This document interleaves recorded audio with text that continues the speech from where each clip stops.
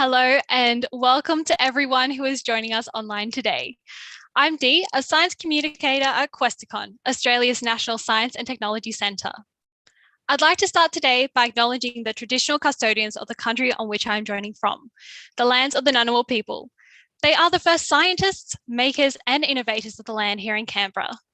For thousands and thousands of years, they were thinking, creating, trying, doing, experimenting, and making surprising discoveries, all part of science. The traditional custodians of the lands that you're all joining from today were also the first scientists, makers, and innovators. So I wish to extend that acknowledgement to all First Nations people. I want to pay my respects to elders past, present, and emerging who have helped shape our knowledge of the world. And I want to extend that respect to all First Nations people here virtually. And today I'm so excited to be here with an emerging science leader, Corey Tutt, a proud Kamilaroi man and all-round cool dude, who is the CEO and founder of DeadlyScience, recent recipient of the Eureka STEM Inclusion Prize, and now author of The First Scientists, Deadly Inventions and Innovations from Australia's First Peoples. Yuma, Corey. Yama, thank you so much for having me. And Yama and Yuma is Ngunnawal language, but Yama is actually Kamilaroi language. And that's where my mob's from in northern New South Wales. And it's so great to join you today and yarn with you all, wherever you're joining us from. It's really important that we acknowledge that we are on the lands of the Aboriginal and Torres Strait Islander people of this nation, and that we acknowledge the first scientists, the first forensic scientists, the first astronomers, the first chemists. But we're here today and I'm really grateful to be joining you all. I'm sure everyone who's joined in is also super excited to have you here, Corey. Now, I want to go over a few things to keep in mind during this webinar today. Firstly, we are broadcasting this webinar remotely, so if there are any technical problems, we'll try to solve them as quickly as possible, so please bear with us. This webinar is being recorded and will be available on Questacon's YouTube channel later if you miss anything or if you just want to watch it again. It's going to be tons of cool stuff today. Now, there is also a very, very important button on your screens right now. It's the Q&A button. So if you want to submit questions to Corey, this is where you can do it. And it's at the bottom of your screen or under the More tab. Now, we're super lucky to have Aidan, Carrie, and Pat from Questacon helping us out today. So we'll do our best to answer as many questions as we can. But just a reminder, there's only a couple of us and so many of you, which is great to see. So we will do our best. Also, keep an eye out because I'll be asking you some questions today too. And when I do, a poll will appear on your screen and you can choose the answer that you feel relates most to you. Now, before we dive into our chat with Corey, I'd like to pass over to Kate Driver, Deputy Director and General Manager of Operations at Questacon, to say a few words. Thank you, Kate. Yuma Dee, and welcome everybody. I'm coming to you from Ngunnawal country here in Canberra, where I was born and spent a lot of my life. I have the privilege of introducing you to Corey, but before I do that, I want to take a moment to acknowledge country in the way that I've been taught by my adopted family from Murray country, Darug country and Larrakia country. They're my mob, and I'm really privileged to have been embraced by those communities. And any of you that know Murray aunties know that I've also been schooled well in understanding the value of acknowledging country. And so what I want to do with you right now is just take a moment to think about why we're going to acknowledge country today. And I want you to connect to that country. So I want you to think about your big toe. I bet you can't not think about it now. I want you to think about your big toe and your foot. Now, it might be inside a shoe. If you're working from home, it's probably inside a slipper or barefoot. You're probably inside a building, although someone might be lucky enough to be sitting outside. But I want to make sure that that big toe and that foot is on the ground right now. Because the connection that your big toe and your big foot have on the ground is standing on land that is the place of the oldest continuous culture on the face of our planet. We have been doing science, innovation, exploration for tens of thousands of years here. And when we acknowledge the elders, past and present, we acknowledge also that we're here at a place that's a place, but it's also a place in time. And so when we acknowledge those who've come before us, and those that are about to come after us. We also acknowledge that we're travellers in this point, that we're here to do as much good as we can while we're here, but we're part of a continuum of curiosity, inspiration, and innovation. Now, a really important part of what we do at Questacon and DeadlyScience does is about young people and those emerging leaders. So as I pay respect to those emerging leaders, I also pay respect to someone who is very, very well known to our young people, Corey Tutt. Now, Corey's really made it. If you look at his Wikipedia page, because he's big enough to have one now, you'll find out that he's the AMP Foundation Tomorrow Maker 2019. The Indigenous Young Achiever Award in 2019 was also awarded to him.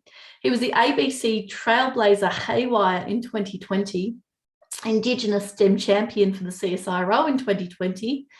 He was also the New South Wales Young Australian of the Year in 2020, and only a few weeks ago was also the winner of the Eureka Prize for STEM Inclusion, which is a pretty amazing feat. But the Corey I know is actually more than just a CV.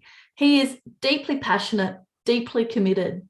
He's actually done something with that ambition, and he's gone out to communities and been a tangible role model for young people.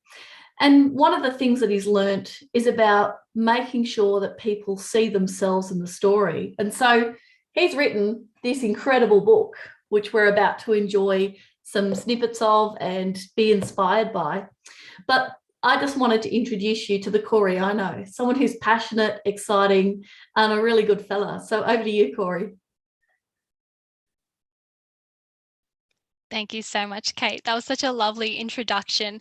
And I'm sure it just makes all of us even more excited to be here with Corey. So lucky today.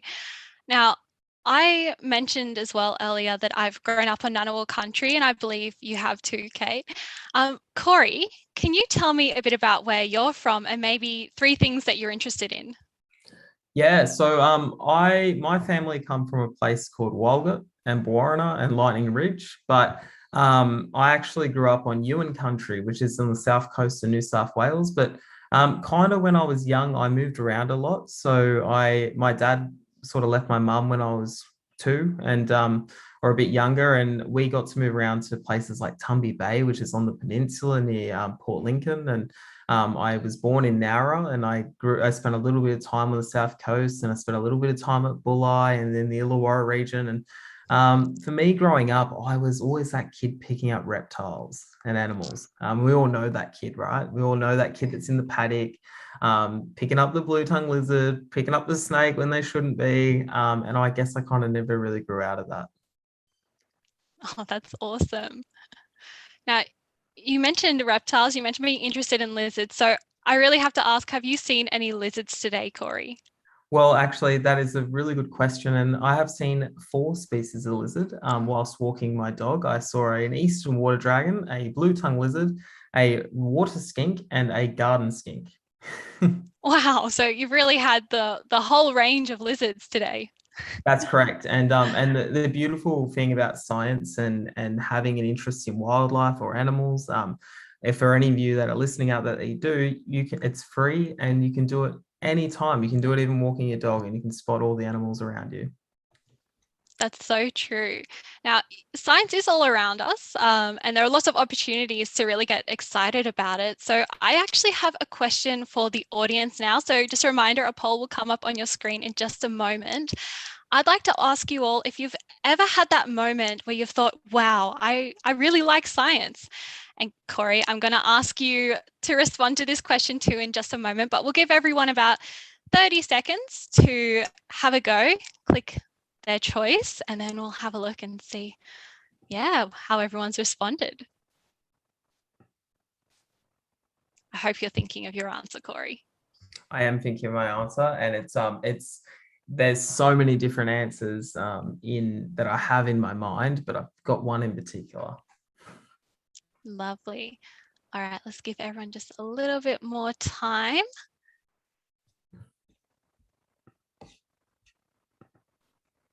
All right. How about we close that poll? Let's see. Are we able to get those results up on screen? Oh, wonderful. I hope you all can see that. We've got our results. Whoa. how cool is that, Corey? Can you see that? That's 89% of people have said that they have. A few have said they haven't. So I wonder if maybe after hearing you today, they might change their minds. But over to you, Corey.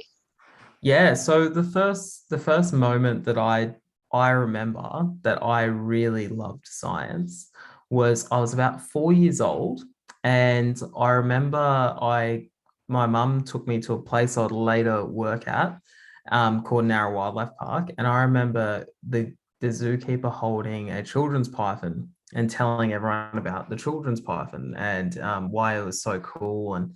And then not long after that, I got given a book by my pop called Reptiles in Colour. And that was the first ever book that was printed by Dr. Harold Cogger, who's a Canberra local. How amazing. I didn't just slip that in there. That was smooth as. Very smooth, Corey. But for me, that book changed my life because I couldn't read it very well, but I was looking through all the pages and I would be ticking off all the lizards and snakes that I would find. And I remember just being so, when I used to find out facts about them and my grandfather used to tell me facts about plants and animals, I remember just being so amazed. And they kind of had like little animal superpowers. Why does a blue tongue have a blue tongue? Well, it's the ultimate creature of bluff, and blue generally means venomous in the animal kingdom. But blue tongues aren't really venomous. And why do they have these, black lines across their eyes? Well, if you like NFL, it's to help reduce glare, and most of their predators are birds. So if you've got something coming from the sky and you've got the sun, you've got glare. But that's why they have the black around their eyes, which is something I learned as a young kid. But these are reasons why science is all around us and why we should love science. Did you manage to tick off all of the different reptiles in that book? No, because some of them were based in the Kimberleys and some of them were based in the Central Desert, but majority of them I did on the eastern states. I even ticked off the three-toed skink, which is like a legless lizard, but it does this really unique thing, Dee, where it gives birth to eggs and live young at the same time. So it can give birth to live young and eggs, which is unlike any other species that we have on this planet. Wow, that's incredible and amazing that you've managed to see so many of them. I think maybe part of your future bucket list will be actually ticking off all of those different reptiles. Yeah, definitely. Maybe one day. Yeah, something to aspire to do. Now, Corey, have you used science recently, or do you use it every day? For a matter of fact, I do. Actually, I used a bit of behavioral science with my dog recently. My dog was barking at the dog next door, and I practiced the sit, stay, look technique. So the lesson for that is that when I was a dog trainer and I worked in the animal shelter, many moons ago in my career, you teach your dog how to sit and look into your eyes, and it calms your dog down. So I recently just used that. In fact, I'm using science right now because I'm communicating and using chemistry, verbal chemistry, and also I'm using technology to Zoom with you. That's so true. I think I'll have to try that dog trick with my dog. He's very, very naughty. So I might take that one and have a go after this webinar. So using science every day, what do you think is important to be a scientist? I think the most important thing to being a scientist is being an empathetic person.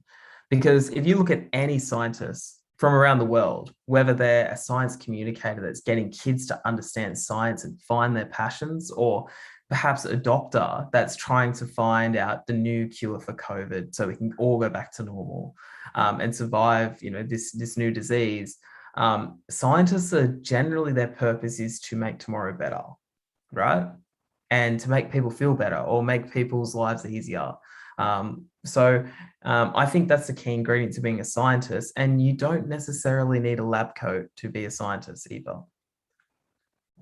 That's true. I'd like to add to that I think as well, being curious and being willing to have a go is also so important, because it's okay if something doesn't really go to plan or something goes wrong, but as long as you're willing to try again, I think that's another really important part. Now, I have a question, another one for the audience. So it's another poll. It's going to come up on your screen. Keeping all those things we just talked about in mind, do you think that you are a scientist? So again, we'll give about 30 seconds to answer that one. I think it'll be really interesting to see people's results, especially after talking about those values that are so important to being a scientist. What do you think the answer will be, Corey? How many people do you think will say yes or no? It's a really hard one. I think that, again, science is all around us, and kids make the best scientists because they're always asking why. So you never know what you're going to get. This is a flip of the coin one, I think. It is. All right, let's see. Ooh. Oh, that's so interesting. Yeah, about half and half roughly. You're right. I think it really depends on, what we think of being a scientist ourselves and what values we hold. Speaking of first scientists, though, I'd like to move over to your book, The First Scientists. What motivated you to write The First Scientists, Corey? Well, firstly, I never envisioned that I'd ever write a book. That is something that is fairly new in my life. But the reasons why I wrote this book was I was doing this thing called DeadlyScience. And if you don't know what DeadlyScience is, don't worry, you're not going to die. This is no COVID conspiracy. Deadly in our world, it means cool or awesome. It's a bit of slang. And when I founded DeadlyScience, I was sending books all over to kids all over Australia, in New South Wales, in Queensland, and the Northern Territory, and Western Australia. But there was one problem. All the science books I was sending had more of a European context to it, which is not necessarily true. And there was a lot of science that our people did well across history. And actually, I've met Professor Brian Cox. I've met Dr. Karl Krasnowski. I've met some of the top scientists in Australia. But the best scientist I ever met was my grandfather, who was a natural world scientist. He had such an understanding of the country and the world around him, and he has such a knowledge, but he actually didn't get the opportunity to read or write, so he's illiterate. And that was due to the policies that were in this country. And, he actually was really good for me because he gave me a book that made sure that I learned how to read and write. And he was very, very clever. And I think that it's so important that we tell the story of First Nations science in Australia, because we should all be proud that we come from the country whose first people invented bread. That's amazing. I hadn't realized that. And what I really like about your book is you do have sections in there where you mention different deadly scientists and share some of their stories, and even some of those younger deadly scientists too. Can you tell us a bit more about one of the schools you've worked with? So I've worked with a lot of schools. I've worked with Jill Caminion's school in Katherine. I've worked with Robinson River, who we'll hear from a bit later, I believe. I have a little bit of a hint of that. I've worked with Redfern Durham College. I've worked with La Perouse public school. I've worked with schools all over. And I'm so glad that I've been able to do that. Recently, I went up to a place called Badu Island up in the Torres Strait. And that was a wonderful experience. I spent a whole week with deadly scientists up there, talking about traditional Torres Strait Islander science, but also shooting off rocket cars, maybe talking about a few funky animals from around the world. It was really, really deadly. That's awesome. And you did mention Robinson River School. We are super lucky that Questacon has had a relationship with that school before, and we have a video we're going to show you all in just a moment. It's part of our Science in First Languages series, which you can find on Questacon's YouTube account. So this video from Robinson River is all about healing country. Sorry. All right, I think we should see it.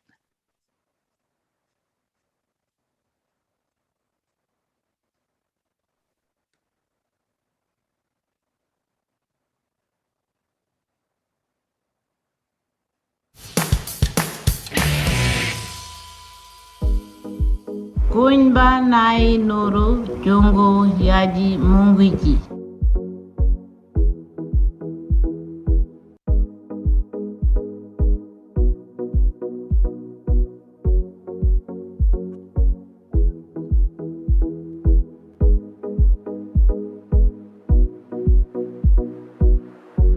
Yabimbai.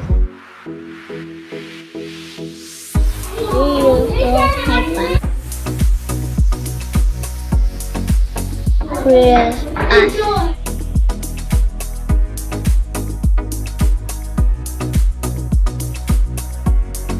Yabimbai. We can make the paper red.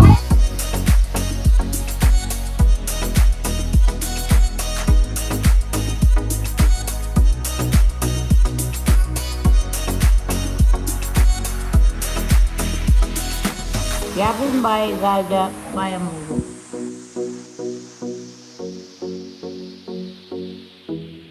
We can make jungle together.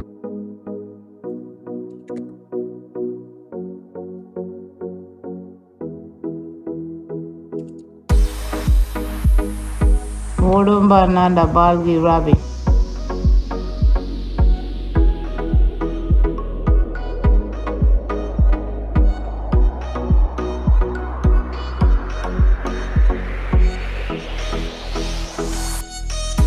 Tell our families to give a river.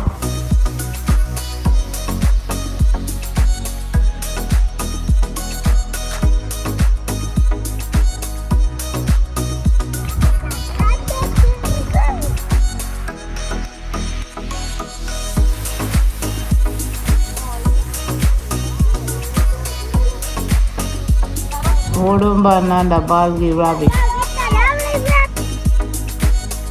It's Kamilaroi. Great job, thank you.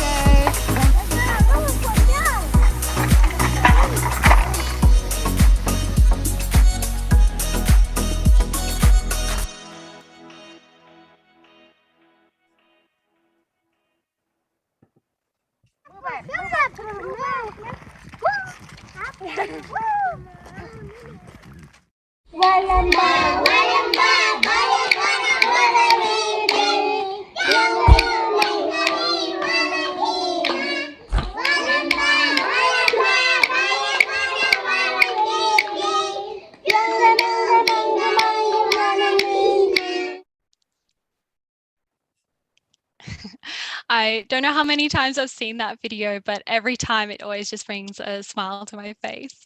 I'd just like everyone to know who's joining virtually. If you'd also like to be a star, we're always welcoming submissions to our Science in First Languages series. So get in touch with Questacon about that. And we do have a page on our website for more details. But Corey, I have a bit of a surprise for you because we actually received some questions from Robinson River School to ask you about science, and we've put them in a video that we'll watch in a moment. Just a reminder to everyone, if you'd like to ask Corey a question about DeadlyScience or some of the topics in his book, please post them in the Q&A box. Shall we head over to Robinson Rivers, Corey? We can head over to Robinson River. I can't wait. Fantastic. Hi, Corey. I have thing float in the water. How long the breast or the person can hold their breath? 10 people live in the sun. What is the difference between smoke and steam? What is the biggest planet? What is the smallest planet? Mr. Corey, why is the sky blue? Oh, Wow, we have wow. quite a lot of questions there, Corey. Such big ones too. Maybe we should answer one of those questions and then head over to some audience questions. How's that sound? That sounds deadly. I will say that Jupiter is the biggest planet and the smallest planet is Pluto, but it is a dwarf planet. It keeps changing. And also you can't live in the sun because it's really, really hot and you will probably burn to death if you live on the sun. Also, I think that these deadly scientists are really, really deadly and they're such great questions. They are. So maybe we can get some responses from you, Corey, and we'll send those directly to Robinson River School later. Yeah, definitely. Awesome. All right, let's see. We've got so many questions from the audience, which is great. Let's see the first question. Oh, Corey, why did you become a scientist? Well, that's a really good question. So originally wanted to be a zookeeper. I loved the idea of being a zookeeper or a wildlife documenter. There was a wildlife documenter that I looked up to quite a lot, and his name was Harry Butler. And that was because I used to get $5 every year from my pop, and I used to buy the old videotapes of Harry Butler and all the old reptile books from the Salvation Army. And for me, Harry Butler was like, I wanted to be Harry Butler, but I wanted to be the blackfella version of Harry Butler. And I sort of went from my school, and, the only praise I got at school was because I was good at footy, not because I was a good person or smart. And I sat across my careers advisor, and he said, you know what, you probably should stick to a trade, or you probably end up in jail or worse. So I did what most rational people do, and I left school at 16 and went to Western Australia and worked in a wildlife sanctuary, and that's how I got into zookeeping and got into my career of science. So I never thought I'd be a scientist, but I think my path, my passion sort of led me there anyway, my curiosity. That's lovely. We've got another question. What deadly science have you done, Corey? Ooh, so I've done a bit of deadly science. It depends. In my career, I've worked on mice that have had Zika virus, SARS-1, which is kind of related to COVID, cancers, various cancers, blood disorders. I've also worked on writing materials for harm reduction techniques on crystal methamphetamine, people that are addicted to ice. I've worked in zoos where I've been part of studies. I've been part of a study of a broad-headed snake study. I have been involved in some animal behavior experiments as well. So I've done quite a bit. That's amazing. So many different things there, Corey. What is your favorite experiment to do on country? Well, my favorite experiment to do on country isn't a traditional science experiment, but my favorite one was, as a child, was I lived in this place called Bungonia, which is kind of near Canberra, near Maroon. And we had this big dam on our property, and we had these water dragons. And I remember reading in Dr. Cogger's book that water dragons can hold their breath underwater for an hour. So I used to catch lizards all the time, but I used to watch them run into the dam when they got scared, or, they would run into the dam and they'd hold their breath and they would hunt underwater. So these water dragons, I would sit there and I would time how long the water dragon could hold its breath underwater for. And the answer is 55 minutes. And so you waited the whole time, 55 I waited minutes. the whole time. And these were some of the experiments that I used to do as a kid. But I also, I think I really, I loved the bush soap stuff as well. Wow. I just can't get the image out of my head of you sitting there with a stopwatch and a lizard in the water and you're just timing it. That's great. Let's see. We've got some more questions. So many to choose from. Actually, Pat or Carrie, one of you there, what's a really great question you can see in the Q&A? Oh, this is Patrick here. I'm actually just saw a really cool one. Two actually. One is, can you do an experiment with dirt? For a matter of fact, you can. You can do multiple experiments with dirt, but one of the ones that I think would be really cool for you guys to do is, if you've got a sandpit or a bit of dirt, I want you to get someone to walk across it, and then I want you to get a branch of leaves, and then I want you to slightly dust over the top, and then I want you to work out where the person has walked before. Does that make sense? So the person walks over the dirt, they walk over the sand, they leave their footprints behind, and someone else sneaks up behind them, gets a brush and just lightly brushes the dirt. And I want you guys to have a full guess of where the person has stepped on the dirt. Does that make sense? Yeah, I'd love to see how many people try that one at home after this. Everyone, you'll have to be in touch with us because now I want to know the answers. Corey, what part of your book is the most important to you and why? I think there's a number of sort of parts of my book that I really love. I think I love the part about the cane toads where kids in Pernalulu are helping find solutions for the cane toads coming into their community. I love the parts about forensic science. I guess one of my favorite parts is there's a part in the book about my deadly scientists from Robinson River that, you know, are experimenting in the classroom. They're going on their own science journey, and for them to be in a book, I think is a really, really beautiful thing, and it's awesome. It's really exciting. It is, and it's great again to share so many deadly scientists in that book. What's it like being a scientist, Corey? It's easily the most fun, stressful at times. But you know, I work a job where I'm very lucky because I get to see all these wonderful kids from many different communities. They get to love science and they get to find their passions. And I think that that is the best thing ever, because it reminds me of when I was young, with my sister hanging out. And I used to love, you know, just learning and all the things that were around me. So the fact that I get to help kids find their passions, I think is the best thing ever. That's beautiful.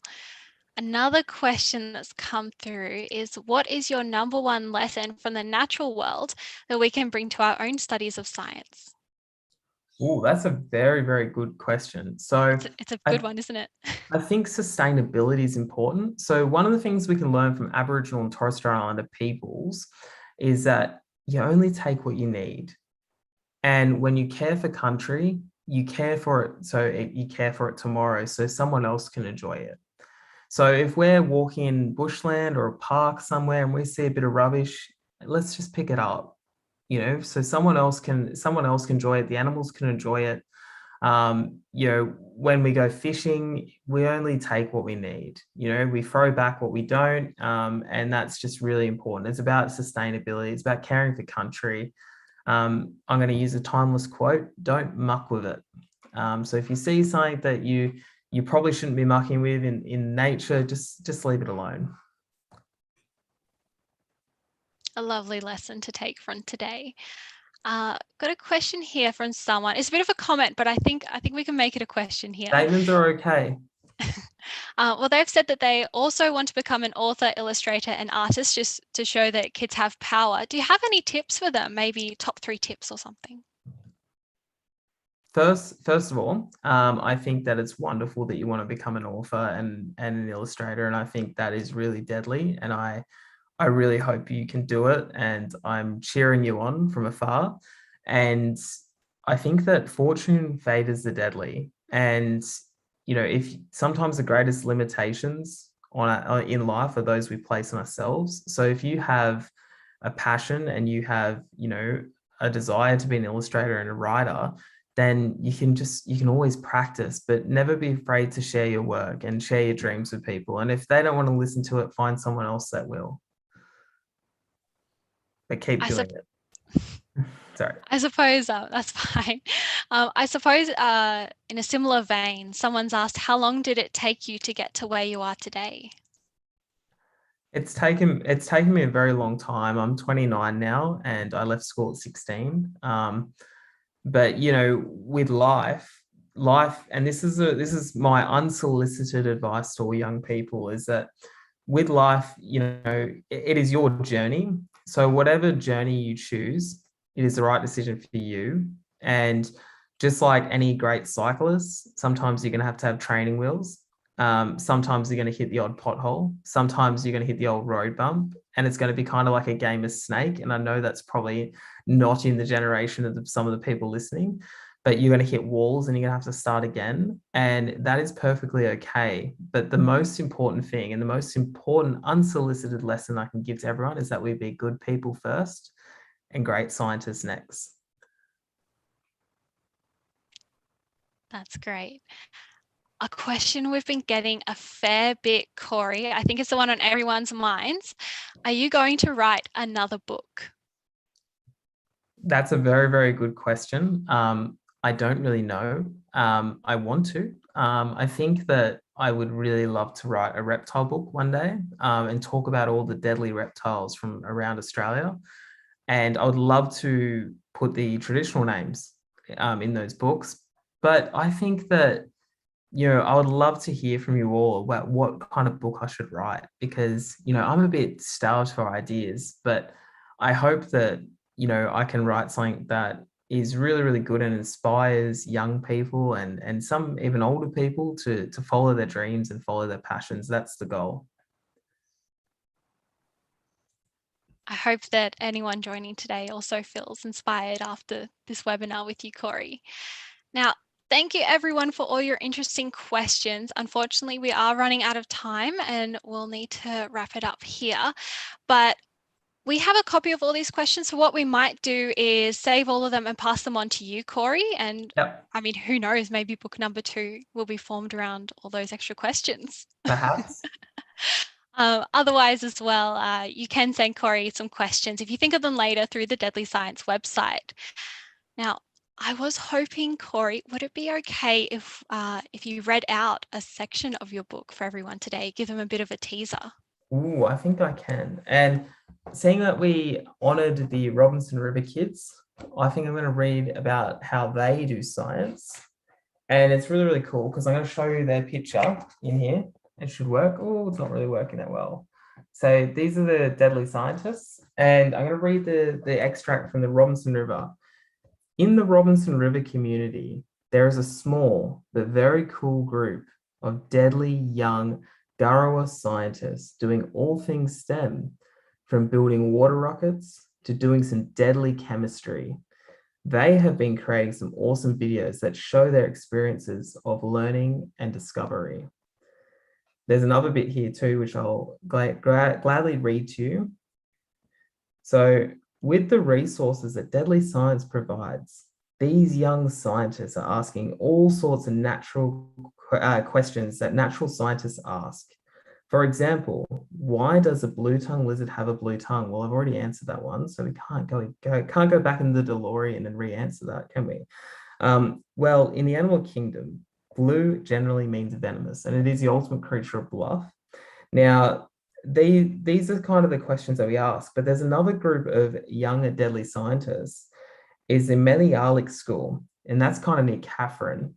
And these guys are really, really interesting because they've been using their traditional knowledge combined with wildlife trail cams and drones, and they've been tracking water buffalo in their school and different species. And I think that that's really neat. And if anyone got any more questions, here we go. Well, I would actually like to ask one last question to you, Corey. But first off, I want to say thank you so much for reading part of your book. I think everyone will be super excited to read it themselves now. And hey, maybe you'll have to release an Audible version of the book now that you've given us a taste of, of what it sounds like with you reading it. What do you guys think? Should I do my David Attenborough voice when I read it, or should I just stick to my normal voice? Oh, if only we had another poll ready to go to ask everyone that question. Maybe we can ask on Twitter or something later. But my last question I'd like to ask you, Corey, is what is one message you'd like everyone to take from today? I would like everyone to take a bit of, I would like everyone to stay deadly for starters, stay safe. And if you be brave, follow your passions, and remember that fortune does favor the deadly. And if you want to work with animals or you want to, do whatever you want to do in your life, that the first rule is being a good person first, and the next rule is being great at it second. So I wish everyone the best of luck, and I hope you are continuing to stay deadly, and I hope you get there. What a great note to end on today, Corey. Now, before we do wrap up, I would like to say a big, big, big thank you to Hardy Grant Publishing for all of your support with this event, to Questacon, and in particular to Kate Driver for those lovely words earlier. And of course, a huge thanks to you, Corey, for joining us today and taking us through parts of your book, talking about some deadly science and answering all of those really interesting questions. Thanks, Corey. Oh, thank you so much for having me, guys. And I just want to thank Questacon, Kate Driver, Hardy Grant, Black Douglas, who did all the deadly drawings for First Scientists. My family, my sister is tuning in with her school, Mrs. Wyberley. I'd like to thank my sister and all the mob tuning in, and I'll catch you when I catch you. And thank you so much for supporting this book and me as well in DeadlyScience. Amazing. And thank you so much, everyone who's joined us on this webinar today. Make sure to keep an eye out on YouTube for the webinar recording later on. Bye, everyone.